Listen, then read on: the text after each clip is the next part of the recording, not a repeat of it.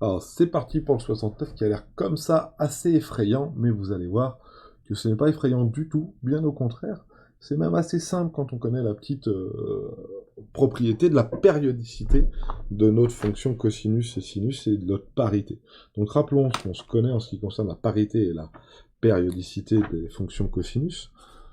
La fonction cosinus et sinus sont périodiques.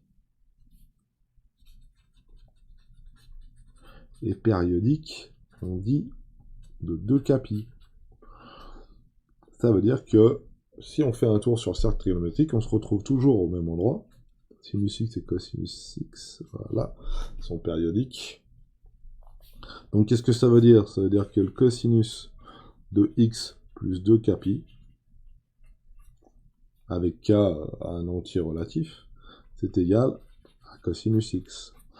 Que le sinus de x plus 2 capi, c'est égal au sinus de x. Si je prends un cercle trigonométrique comme celui-ci, par exemple, j'en avais un avec un M dessus, voilà. Ici, comme celui-ci, j'ai un point M qui est placé sur mon cercle. Si je cherche son cosinus, j'ai qu'à lire son abscisse. Si je lui rajoute un tour, hop, on ajoute plus 2pi, ben je me retrouve au même endroit, donc son abscisse est toujours la même, donc son cosinus est toujours le même. Si je fais un tour dans l'autre sens, on se retrouve toujours ici. Et puis si je fais 2 tours dans un sens, 3 tours dans l'autre, tant qu'on a un nombre de tours entier, on se retrouve toujours au même endroit.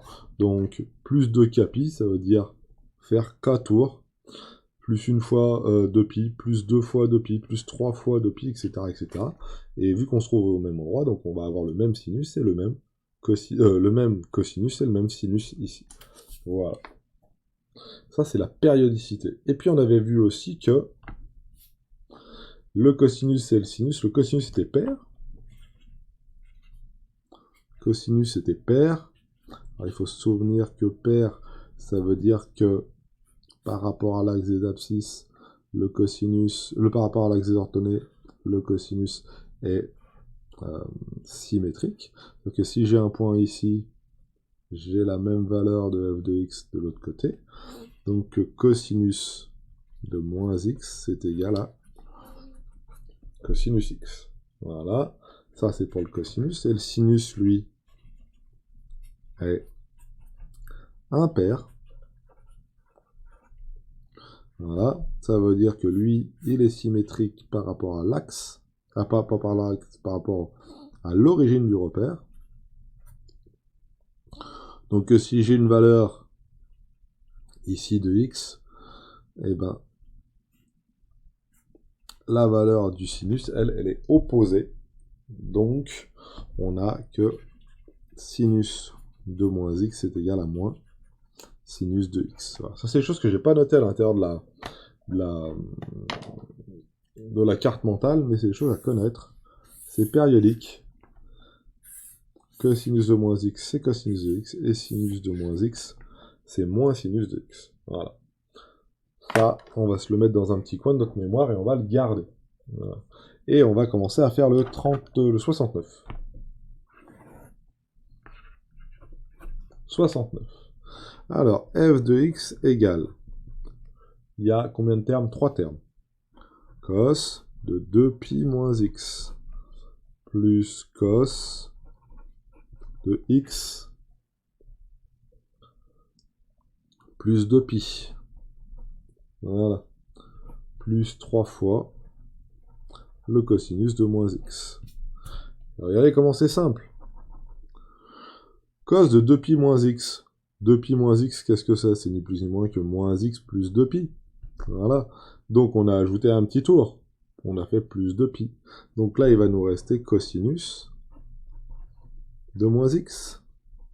Plus cos de x plus 2pi. Bah, ça fait cosinus de x. La fonction cosinus, elle est 2pi périodique. Quand je rajoute une fois 2pi, bah, on retombe sur le même cos. Donc, si j'ai moins x et que je lui rajoute 2pi, je retombe sur le cosinus de x. Si j'ai x, je lui rajoute 2pi, je retombe sur le cosinus de x. Et j'ai 3 fois le cosinus de moins x. Le cosinus de moins x, j'ai dit que c'était le cosinus de x. Donc ici, je peux faire 3 fois le cosinus de x. Ah ben j'ai cosinus de moins x ici. Cosinus de moins x, c'est aussi cosinus de x. Donc combien j'ai de cosinus de x? Au final, j'ai 3 cosinus de x plus 1 plus 1. Ça fait donc 5 cosinus de x. Voilà, tout simplement. Comment on peut vérifier? Bah, on peut prendre GeoGebra, on peut prendre n'importe quel traceur. On trace la grande fonction qui est dessinée ici. On trace cosinus de 5x, puis on va vite se rendre compte que c'est la même. Pour g de x, c'est la même chose, sauf que ça va parler avec les sinus, cette fois-ci. Alors, j'ai 2 sinus de 2pi plus x. Donc déjà, on voit apparaître le x plus 2pi, donc x plus 2pi, le sinus, ça va être sinus de x. Après, on a 3 fois sinus de moins x. Ah bah ça tombe bien, sinus de moins x, c'est ni plus ni moins que moins sinus de x. Et il nous reste 4 fois sinus de 2pi moins x. Ah là là, c'est écrit trop petit là-bas. 2pi moins x. Alors on va réécrire tout ça proprement. 2 fois le sinus de 2pi plus x. Donc je sais que sinus est 2 fois périodique et 2pi périodique. Si sinus est 2pi périodique, sinus de x plus 2pi, 2kpi, ça fait sinus de x. Ici j'ai fait un tour en plus, donc je suis à 2 fois sinus de x.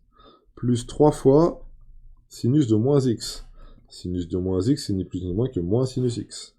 Donc, sinus x, mais attention, le moins qu'il y avait devant se transforme, le plus qu'il y avait devant se transforme donc en moins. Hein. Moins sinus de 3x, moins sinus de x. Voilà, il y a bien un moins qui va apparaître ici. Après, on va avoir 4 fois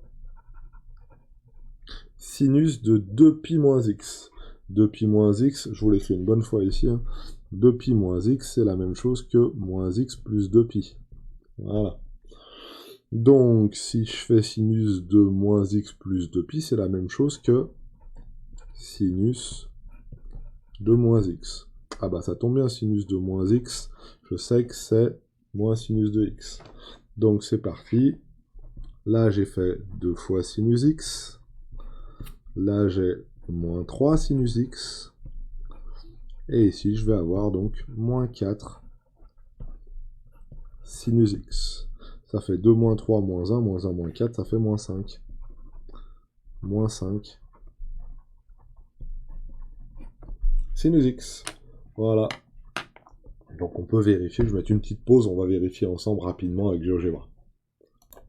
Alors, je l'ai fait pour la première fonction cosinus qui était celle-ci là, cosinus de 2pi moins x plus cosinus de pi plus que x plus 2pi blablabla. Bla, bla, bla. Je l'ai fait sous GeoGebra ici en cliquant là, je le réécris ici, voilà. Et j'ai mis en bleu, mais je l'ai caché pour l'instant, le 5 cosinus x, notre valeur qu'on a trouvé nous. Donc regardez bien, je la cache et je mets la bleue et c'est la même, vous voyez. Tac, tac, on a exactement la même. Donc notre réponse est bien bonne. Ça part exactement pareil pour le sinus. Et puis voilà. Et puis voilà. On va faire le suivant, tranquillement. Donc le suivant, c'est celui-ci. On demande de tracer la fonction cosinus sur l'intervalle moins pi et de placer sur cette courbe le point M d'abscisse 3pi sur 4. Et quelle est l'ordonnée du point M? Existe-t-il sur cette courbe un autre point ayant la même ordonnée du point M? Et quelle est l'abscisse de ce point M justifiée? Donc nous, on va faire ça avec GeoGebra. Ça sera quand même un peu plus facile à faire pour pouvoir tracer mes courbes. Donc je mets une pause et je fais ça. Donc voilà, on a représenté sur notre fonction, dans un repère orthonormé, la fonction cosinus x avec x qui est compris entre moins pi et pi. Voilà, comme c'était demandé. Et on a placé un nombre ici qui est 3pi sur 4, et ici on a pris un point M qui avait comme coordonnée xa, cos de xa, j'aurais dû appeler ça xm, cos de xm, mais si je remplace M ici ça va pas marcher à côté, donc c'est pas bien grave. Donc ici j'ai mon point M qui a comme coordonnée 3pi sur 4, et justement le but du jeu c'est de savoir combien ça vaut l'ordonnée, donc on va l'écrire cette fois-ci. On va regarder les questions. La première question était La première question était quelle est l'ordonnée du point B? Alors tracer la courbe c'est fait, placer sur cette courbe le point M, et on va placer le point M est placé, et j'aimerais avoir l'ordonnée du point M. Donc c'est facile, entre guillemets, 70, voilà, donc xm est égal à 3pi sur 4, ym c'est cosinus de 3pi sur 4, car m appartient à la courbe représentative de la fonction f, et la fonction f c'est la fonction cosinus de x, voilà, cosinus de 3pi sur 4, le cosinus de 3pi sur 4, 3pi sur 4, voilà, c'est égal à moins racine de 2 sur 2. Alors comment je le sais? Je prends mon petit cercle trigonométrique qui va bien, ou mon petit rapporteur qui est ici. Voilà, je sais que pi sur 4 c'est ici. Je sais que pi sur 4 c'est ici. Je sais que 2pi sur 4 c'est là. Et je sais que donc 3pi sur 4 c'est ici. Si je regarde, je suis entre moins 0,6 et moins 0,8. Entre moins 0,6 et 0,8, je suis à racine de 2 sur 2. Voilà, ici. Racine de 2 sur 2, racine de 2 sur 2. Voilà, c'est facile à comprendre. Le 3pi sur 4 est ici. Son abscisse, elle est ici. Ce point-là, il est symétrique avec celui-là par rapport à l'axe des ordonnées. Donc, voilà, on est à moins racine de 2 sur 2. Si on regarde 3pi sur 4. Si vous avez un doute, on peut l'écrire avec les moins pi. Cosinus de 3pi sur 4, c'est le cosinus de pi moins pi sur 4. La cosinus de pi moins pi sur 4, c'est ni plus ni moins que moins le cosinus de moins pi sur 4, et le cosinus de moins pi sur 4, c'est ni plus ni moins que le cosinus de pi sur 4, ce qui est égal à moins racine de 2 sur 2. Alors ça, c'est si vraiment vous voulez utiliser toutes les propriétés, hein. On connaît cosinus de pi moins quelque chose, c'est ce cosinus, c'est moins le cosinus, etc., etc., etc. Donc je vous laisserai regarder tout ça. On peut se permettre de lire sur le cercle trigonométrique directement la valeur de cosinus de 3pi sur 4. Donc l'abscisse du point M, ym, c'est moins racine de 2 sur 2. Racine de 2 sur 2, ça fait moins 0,707. Donc 0,707, ça fait environ 0,71. Et si on regarde correctement ici, on a bien moins 0,71 pour l'ordonnée du point M. Très bien, la suite de l'exercice, c'est la suivante. Existe-t-il sur cette courbe un autre point ayant la même ordonnée que le point M? Alors, regarde ce que je vais faire dans GeoGebra. Je vais simplement dans GeoGebra tracer une parallèle à l'axe des abscisses.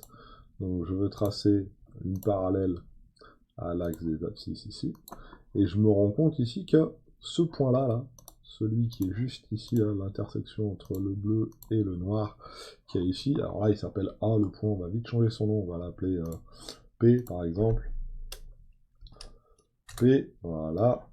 Et ce P, il a comme... Voilà. Il a comme abscisse, et il a comme ordonnée la même que M. Et oui, j'ai tracé une parallèle à l'axe des abscisses, donc ils sont situés à la même ordonnée M et P. Voilà. Et cette ordonnée, c'est bien moins 0,71. Et qu'est-ce qu'on constate? Regardez bien, le point P, il a comme abscisse quoi? Moins 2,36. Et le point M, il avait quoi comme coordonnée, lui? 2,36. Donc, ça, entre guillemets, c'est moins la valeur de l'abscisse de M. Donc, oui, il existe un point qui a le même ordonnée. Alors, regardons, reprenons la question. Oui, alors ça, c'était petit b, petit c, petit b, ça se termine comme ça. Petit c, existe-t-il? Oui. Il existe un point qui est la même ordonnée que ce point M.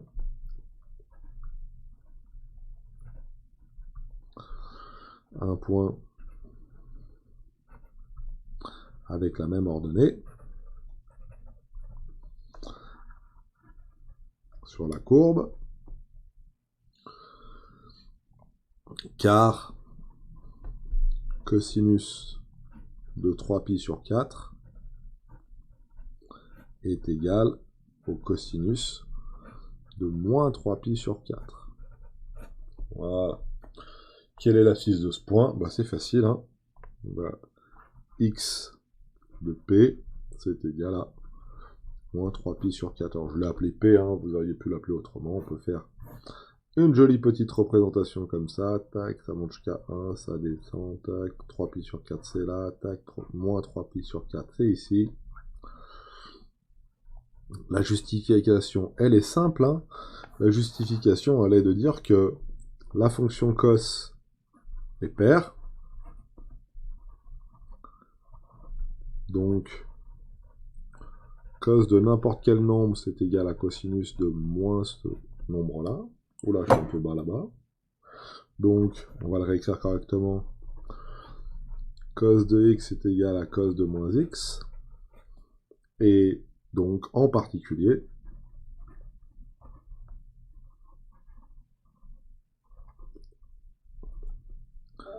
cos de 3pi sur 4, c'est égal à cos de moins 3pi sur 4. Voilà. Et puis voilà. Donc l'abscisse de P, c'est moins 3P sur 6. Là, GP, là, GM. Voilà. Et voilà pour cet exercice 78 qui n'est pas très très difficile, celui-là. Voilà. Voilà. Et on va pouvoir faire la même chose avec le 71 cette fois-ci. Donc on va bien garder en tête tout cela là. Et puis on va aller avec le 71 complémentaire. Alors 71, ça c'est fait, il faut que je m'en fasse celui-là. Voilà. Ça va être exactement la même chose, je pense. On trace la courbe de fonction sinus sur moins pi, et on place le point d'abscisse m, xm, 2pi sur 3. Et on regarde ce qu'il en est. Allez, c'est parti, on passe sur le GeoGebra et on regarde ce qu'il en est. Ici, alors je vais juste modifier moi ma courbe. Au lieu de mettre ici cosinus de x, on va mettre sinus de x. Voilà. Le point M, il va avoir pour coordonnées, alors, xa, alors, hop, on va appeler ça f de xa. Voilà. Le point P, pour l'instant, on n'en a peut-être plus besoin, et ça, je sais pas ce que c'est du tout. Ah si, c'est la droite, je suis bête. Voilà. Et on est bien.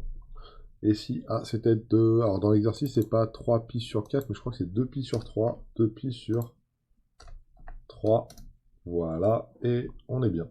2pi sur 3, et sinus de 2pi sur 3. Alors regardons le petit exercice qui va bien, ici, voilà. Tracer la courbe représentative, placer sur cette courbe le point d'abscisse xm qui vaut 2pi sur 3, alors moi j'ai appelé ça xa, mais bon, c'est pas la même chose, 2pi sur 3. Quelle est l'ordonnée ym de ce point? Alors là, c'est difficile. Alors si on veut bien tout écrire, m appartient à la représentation de f avec f qui est égal à cosinus de x sur moins pi, admettons. Xm est égal à 2pi sur 3, c'est ce qui est donné à l'intérieur de l'énoncé. Et il nous reste juste à trouver donc ym. Ym, c'est ni plus ni moins que sinus de 2pi sur 3. Le sinus de 2pi sur 3, c'est égal à racine de 3 sur 2. Voilà, si j'ai un petit doute, je reprends mon cercle trigonométrique. Racine 2 pi sur 3, ça se situe ici. Pi sur 3, ça se situe là. L'ordonnée de ce point, c'est le même que celui-ci. On est bon, ça fait bien racine de 3 sur 2.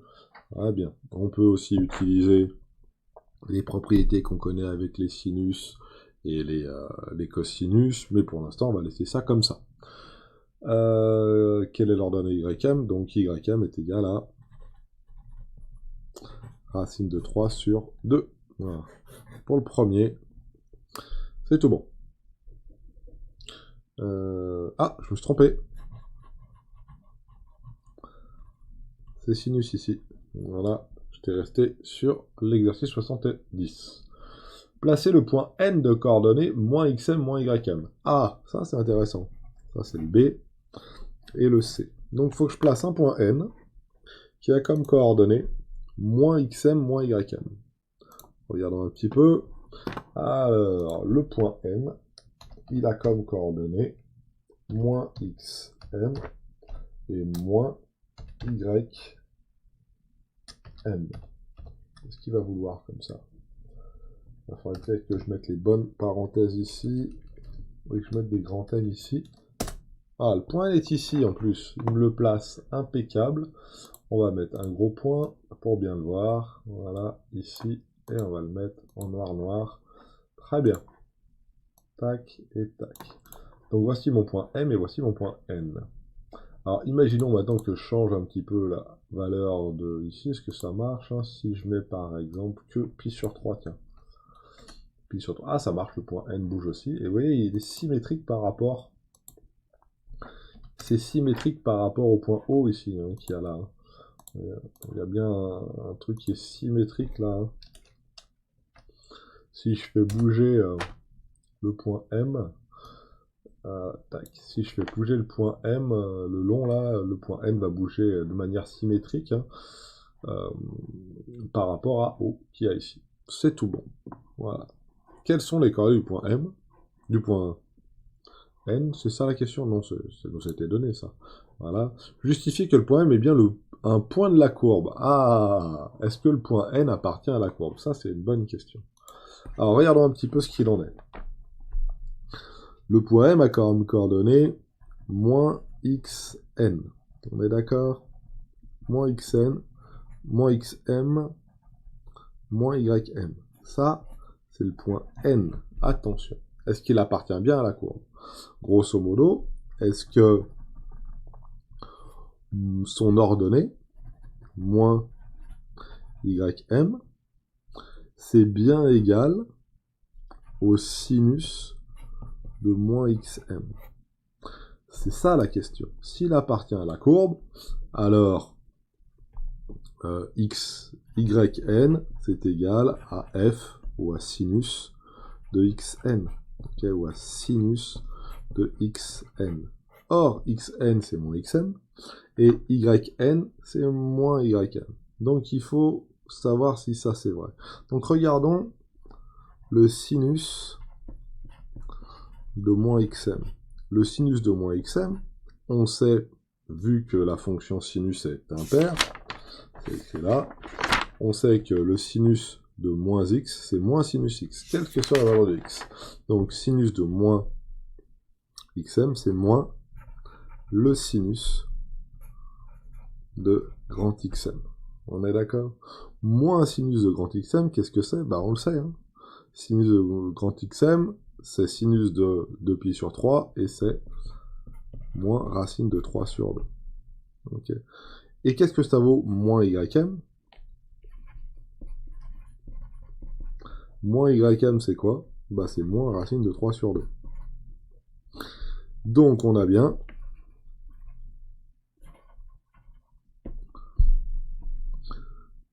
moins ym qui est égal à moins sinus de xm. Voilà, je pousse le vis. Hein. Ça c'est yn. Ça c'est le sinus de moins xm. Hop, hop. Ça c'est le sinus de xn. Voilà.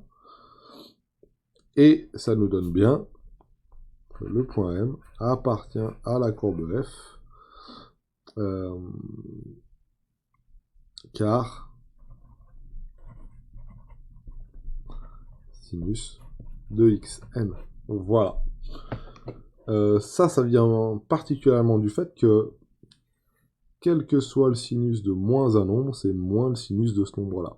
Okay, c'est le fait que la courbe sinus, elle est impaire. Et si elle est impaire, c'est symétrique par rapport au centre, ici, du repère. Donc si j'ai un point x quelque part, j'ai son sinus qui vaut une certaine valeur.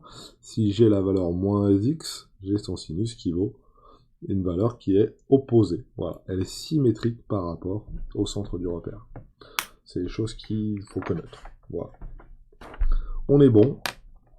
Et puis voilà. Et maintenant, on va déterminer à l'aide du sort trigonométrique les cosinus et les sinus pour les valeurs de x remarquables. Donc ça, on a déjà fait 25 fois. Du moins, on va voir. Et vous allez voir que c'est pas si difficile que ça.